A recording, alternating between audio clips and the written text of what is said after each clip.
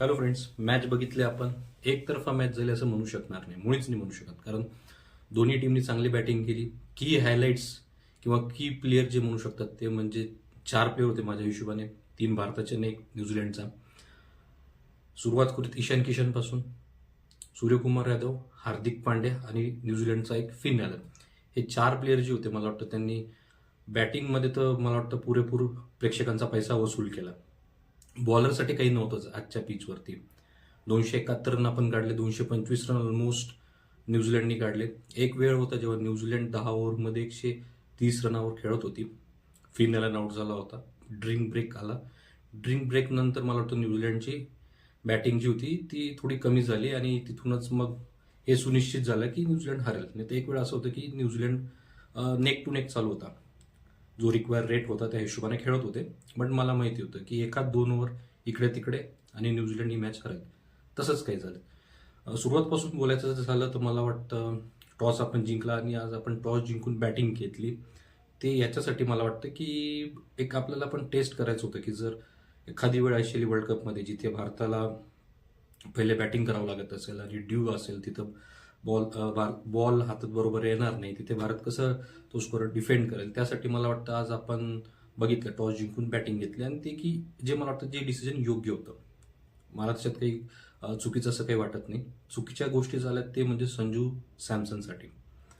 संजूबद्दल बोलायचं झालं तर त्याची टेक्निक जी आहे ती टेक्निकवरती क्वेश्चन मार्क खूप प्लेयर म्हणजे जे यूट्यूबर्स आहेत किंवा जे सध्या खेळत आहेत, पण यूट्यूबवर त्यांचं चॅनल आहेत आणि यूट्यूबवर जे एक्सपर्ट्स आहेत त्यांचं पण म्हणणं असं आहे, माझं पर्सनली म्हणणं पण असंच आहे की तो जो मुवमेंट करतोय क्रीजमध्ये, मला वाटतं ते कुठंतरी ठीक नाही आहे आणि त्याच्यामुळे त्याला शॉट्स खेळता येत नाही. आज पण 6 बॉल 6 रन, तो एक जो चौका गेला, मला वाटतं तो चौका जर हातात गेला असता, स्लिप असली असती तर कदाचित तेच 2-3 रनावर आउट झाला असता. मला कोणत्याही अँगलनी वाटला नाही आणि त्याच्यात भर जी पडली ती म्हणजे विकेट किपिंग सुद्धा त्याच्याकडून काढून घेतली. सेकंड इनिंगमध्ये जेव्हा ईशान किशननी ग्लोव्स घेतले आणि तो विकेट किपिंग करत होता, एक गोष्ट तिथं कन्फर्म झाली की वर्ल्ड कपमध्ये Ishan Kishan as a primary किंवा फर्स्ट चॉईस विकेट किपर असेल. संजू सॅमसन मला वाटतं दुसरी चॉईस असेल किंवा इंजर्ड वगैरे झालं, कोणी इंजरी असेल तर मला वाटतं Sanju Samson as a wicket keeper batsman खेळेल. पण फर्स्ट चॉईस ईशान किशनची. ईशान किशननी 103 रन काढले. ताबडतोब बॅटिंग केली त्यांनी. तो जो एक सिक्स त्यांनी मिचेल सॅटनरला मारला, एकदम पूर्ण असा ऑफ स्टंपच्या इकडे येऊन शफल करून जो मारला होता. मिचेल सॅटनर एक ब्रिलियंट बॉलर आहे, बट त्याला पण तशी बॅटिंग ईशान किशननी केली. मला वाटतं तो डिझर्व करतो वर्ल्ड कपमध्ये आणि त्याला चान्स द्यायला पाहिजे.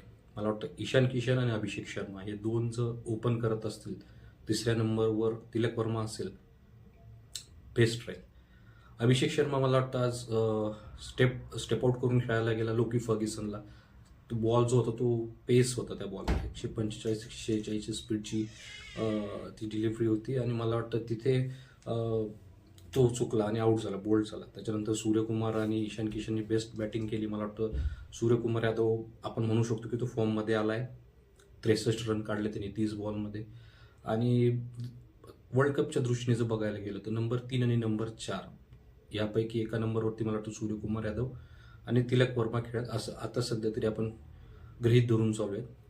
तर मला वाटतं सूर्यकुमार यादवचा फॉर्म हा की इम्पॉर्टंट राहील. कारण तो जर अशा फॉर्ममध्ये असेल तर मला वाटतं आपण वर्ल्ड कप फायनलपर्यंत तर आरामशीर जाऊ शकतो. त्याच्यानंतर हार्दिक पांड्याचं मी नाव घेतलं. हार्दिक पांड्याने 17 बॉल 42 रन जे काढलेत, मला वाटतं तो टर्निंग पॉईंट होता. कारण आपण जर न्यूझीलंडची बॅटिंग बघितली तर ते पण 13 रन प्रति ओव्हर खेळत होते. 10 ओव्हरमध्ये त्यांचे पण 130 रन झाले होते. हार्दिक पांड्याने जी शेवटच्या 17 बॉलमध्ये 42 रन काढलेत, मला वाटतं तिथे मॅच थोडासा फिरला आपण असं म्हणू शकतो. बॉलिंगसाठी काहीच नव्हतं. न्यूझीलंडच्या बॉलर्सनी पण भरपूर रन लीक केलेत, इंडियाच्या बॉलर्सनी पण लीक केले. त्याच्यामुळे बॉलिंगसाठी तर मी म्हणजे सिंपती बॉलरसाठी कारण बॉलर मला वाटतं तिथे काही विशेष करू शकले नाहीत. ज्या पिचवरती 271 रन भारताने काढले, न्यूझीलंडने 225 रन काढलेत.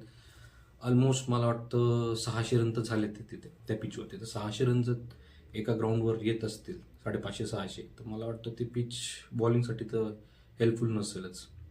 असो, की कन्सर्न जे आपण म्हणू शकतो ते म्हणजे संजू सॅमसन, जसं मी आधी सांगितलं, आणि जसप्रीत बुमराला आज मी पहिल्यांदा पाहिलं विकेट न घेता त्यांनी 50+ रन दिलेत. हे खूप रेअर होतं. आणि मी आधी पण म्हटलो की जसप्रीत बुमराह मला वाटतं 2024चा जो T20 वर्ल्ड कप होता, त्या वर्ल्ड कपचा तो मॅन ऑफ द सिरीज होता. त्या लेवलचं परफॉर्मन्स, त्या लेवलची बॉलिंग जसप्रीत बुमराह सध्या करतोय का? मला तरी दिसत नाही. आणि तो कन्सर्न राहील, कारण वरुण चक्रवर्तीने पण पहिल्या 2 ओव्हरमध्ये रन आज चांगलेच कन्सीड केले होते. तेच जर आपण बघायला गेलो तर अर्शदीप सिंगने 2 ओव्हरमध्ये 40 रन दिले. त्याच्यानंतर त्यांनी चांगला कमबॅक केला, 5 विकेटा घेतल्या त्यांनी. त्याचं कौतुक करावं लागेल. आणि मला वाटतं ज्याला कोणी जास्त क्रेडिट देत नाही तो आहे अक्षर पटेल. अक्षर पटेलने फिन ॲलनची विकेट घेतली, जो मला वाटतं मारत सुटला होता. भाऊ फिन ॲलन खेळतच होता. मला वाटलं तो अजून 2-3 ओव्हर राहिला असता तर कदाचित मॅचचा रिझल्ट थोडासा मागे पुढे झाला असता. बट एकंदरीत बघायला गेलं चांगली मजा आली.